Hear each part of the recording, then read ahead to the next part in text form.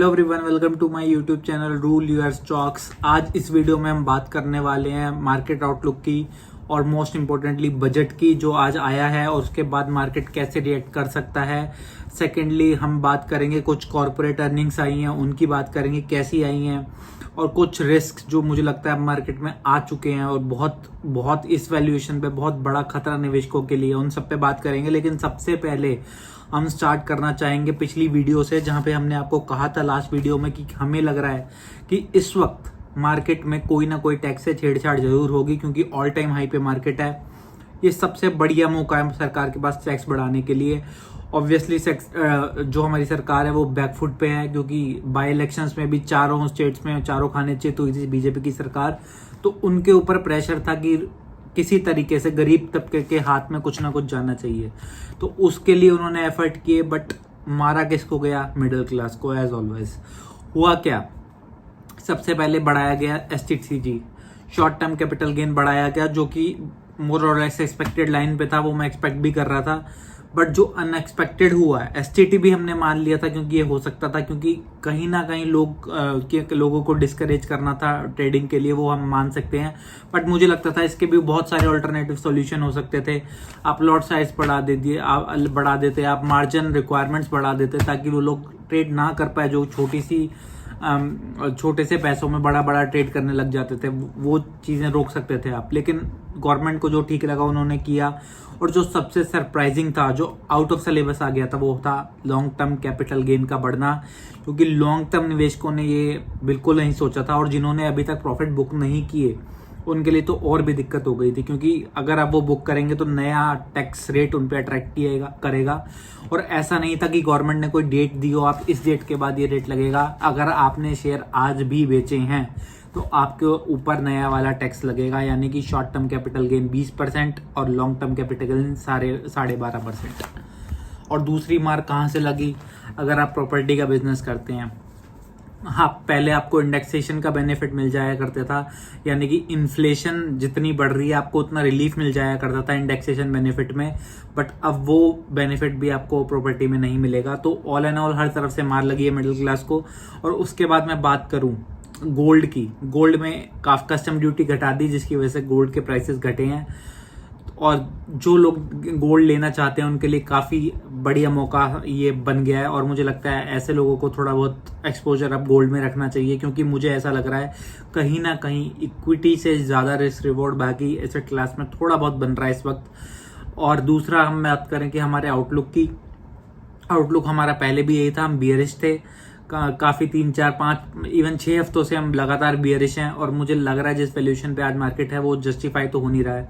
और आज जो मार्केट का रिएक्शन आया इतने गंदे बजट के बाद भी, अगर आप देखेंगे तो एक बार जक रिएक्शन दिया मार्केट, एक बार ऐसा लगा कि शायद 24,000 भी आज ही तोड़ दे, बट ऐसा हुआ नहीं। उसके पीछे रीजन है, जो बहुत बड़ा पैसा इस वक्त म्यूचुअल फंड्स के पास पड़ा है वो इतनी आसानी से मार्केट को यहाँ पे गिरने नहीं देगा, क्योंकि लिक्विडिटी से ही मार्केट चल रही है और लिक्विडिटी के दम पर ही ये तेजी हुई है सारी। इस वक्त आप इस तरीके से इसको देख सकते हैं, एक आदमी नशे में खड़ा है और आपने उसको 4 थप्पड़ भी मार दिए तो उसको ज्यादा महसूस नहीं होगा। इसी तरीके का अभी मार्केट है, कुछ भी कर लीजिए, गिरने को भी तैयार नहीं है। बट मेरा यहाँ पे एक व्यू है कि आपका यहाँ से रिस्क और रिवॉर्ड बिल्कुल फेवरेबल नहीं है इक्विटी में। अर्निंग्स उस हिसाब से आ नहीं रही है। आप रिलायंस के नंबर देख लीजिए, कोई खास ग्रोथ थी नहीं।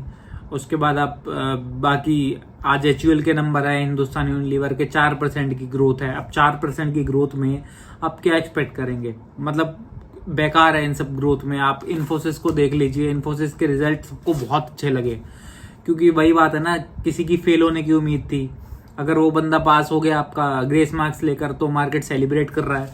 बट यहाँ पर पॉइंट ये है कि आप इस तरीके की अर्निंग के साथ जिस हिसाब से हमारा स्टॉक मार्केट भाग रहा है वो कहीं ना कहीं एक पॉइंट के बाद रुकेगा, और जब वो रुकेगा तो थोड़ा पेन देगा लोगों को। क्योंकि मैं हमेशा यही बोलता रहता हूँ, 2020 के बाद आने वाले लोगों ने अभी तक मंदी देखी नहीं है और हो सकता है वो आने वाले टाइम में देखें। उसके लिए उन्हें मेंटली तैयार रहना चाहिए। आज जो हुआ मार्केट का रिकवर करना, आज से 4 साल पहले अगर आज यही इवेंट हुआ होता, आपको याद होगा 2018-19 में जब इसी सरकार ने LTCG का कॉन्सेप्ट लाया था, कितनी बड़ी बड़ी कैंडलें बनी थी लाल लाल।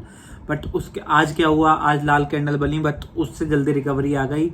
ये होता है इन्फ्लोस का कमाल, ये होता है मनी का कमाल। अब इस सिचुएशन में रिटेल इन्वेस्टर के दिमाग में ये संशय है कि क्या यहाँ से मार्केट करेक्ट हो सकता है। मेरा मानना यह है कि ultimately this has to end. यहाँ से रिस्क रिवॉर्ड कहीं भी फेवरेबल नहीं है इक्विटी में। मैं आपको बहुत क्लियर शब्दों में बोल रहा हूँ, कॉर्पोरेट अर्निंग्स उस हिसाब से आ नहीं रही हैं। बजाज फाइनेंस के रिजल्ट आए, वो भी ठीक ठाक से रिजल्ट थे, कुछ खास नहीं थे। SRF के रिजल्ट आए, अगेन एक डिसअपॉइंटमेंट थी रिजल्ट्स में, बहुत ज़्यादा मार्जिन से एस्टिमेट्स को मिस किया है उसने। तो मुझे लगता है हाँ, SRF की कमेंट्री हमेशा अच्छी आती है बट रिजल्ट अच्छे नहीं आते। ये बहुत क्वार्टर से मैं इसको देखता आ रहा हूँ। मुझे नहीं लगता शायद उस लेवल का कॉन्फिडेंस मार्केट उसके ऊपर दिखा पाएगी जितना पहले दिखा रही थी, क्योंकि हर बार आप एक प्रॉमिस करते हैं उसके बाद डिलीवर नहीं करते हैं, वो प्रॉब्लम होती है निवेशकों को उससे। और उसके बाद अगर मैं बाकी चीजें देखूं तो कहीं ना कहीं ये बजट आपको थोड़ा सा टैक्स स्लैब में थोड़ा सा आपको रिलीफ मिला है। अगर आप सैलरीड पर्सन है, कहीं ना कहीं 6 लाख से 10 लाख की अगर आपकी इनकम है तो आपको कहीं ना कहीं एक रिलीफ आपको मिला है। बट मुझे लगता है ऑल इन ऑल इस बजट को थम्स डाउन देना चाहिए। गवर्नमेंट को कुछ ना कुछ ऐसा जरूर करना चाहिए था जिससे कहीं ना कहीं किसी मिडिल क्लास के बंदे को रिलीफ मिलता है। और LTCG बढ़ना कहीं से भी कहीं तक जस्टिफाई नहीं करता है, और मुझे लगता है वो बहुत ही शायद कॉस्ट करेगा इस गवर्नमेंट को आने वाले टाइम में। बट मुझे लगता है जो है यही है, करना तो आपको पड़ेगा ही। जो है अगर आपको काम करना है शेयर बाजार में तो जो नए रूल्स आए हैं उनके साथ आपको फॉलो तो उन्हें करना ही पड़ेगा, टैक्स तो भरना ही पड़ेगा, उसका कोई ऑप्शन नहीं है, कोई अल्टरनेटिव नहीं है, कुछ नहीं है। बट फिलहाल यही है कि इक्विटी में खास आप बहुत कॉशियस रहिए। इस लेवल पे जहां पे अर्निंग विजिबिलिटी है सिर्फ वहीं निवेश करिए। काफ़ी स्टॉक्स हैं जो कि ठीक ठाक से करेक्ट हो गए हैं, अपॉर्चुनिटी ढूंढिए उनमें। कुछ नाम मुझे अब लग रहे हैं मुझे ठीक ठाक करेक्शन जिनमें आ गई है, एक पूना वाला फिनकॉप है, NBFCs में काफ़ी करेक्शन आई है। बट मुझे लगता है कि जो क्वालिटी NBFCs है आप देख सकते हैं, बजाज फाइनेंस भी करेक्ट हुआ है, हालांकि रिजल्ट बहुत खास तो नहीं थे बट बहुत बुरे भी नहीं है, एक ओके टाइप्स ऑफ रिजल्ट है। हो सकता है 1-2% का गिर भी जाए या उठ जाए, बट उससे कोई फर्क नहीं पड़ता। अगर आप लॉन्ग टर्म का उसको सोच के ले रहे हैं तो मुझे लग रहा है आप देख सकते हैं ठीक ठाक ग्रोथ कर रहा है बजाज फाइनेंस, पूना वाला, फिनकॉप, इनको आप देख सकते हैं। बट फिलहाल मैं ये कहूँगा शॉर्ट टर्म अगर आप बेचेंगे भी तो आप 20% टैक्स लगेगा। अगेन जो भी करिएगा अपने फाइनेंशियल एडवाइजर से पूछ के करिएगा, कोई बाइंग या सेलिंग रिकमेंडेशन ये नहीं है। बट फिलहाल जो जिस हिसाब का ये सेटबैक आया है निवेशकों के लिए तो मुझे लग रहा है ये एक्सपेक्टेड लाइन पर ही था। बट LTCG थोड़ा आउट ऑफ सिलेबस आ गया था, ये हमने पहले भी डिस्कस किया था, ये सब हो सकता है। बट LTCG का बढ़ना थोड़ा अब नॉर्मल थिंग लगी मुझे। लेवल पर आज मार्केट है, मुझे लगता है रिस्क रिवॉर्ड यहाँ से फेवरेबल नहीं है। स्मॉल और मिड कैप में करेक्शन चल रही है और मुझे लगता है आगे भी कंटिन्यू रह सकती है। आप थोड़ा जहां पर अर्निंग विजिबिलिटी अच्छी है वहीं पर ही निवेश करें। कुछ शेयरों के नाम हमने इस वीडियो में बताए, बट अगेन जो भी डिसीजन लीजिएगा अपने फाइनेंशियल एडवाइजर से पूछने के बाद ही लीजिएगा। Thank you so much for watching this video. अगर आपको पसंद आई तो प्लीज इसको लाइक करें, शेयर करें, कमेंट करें। Thank you so much.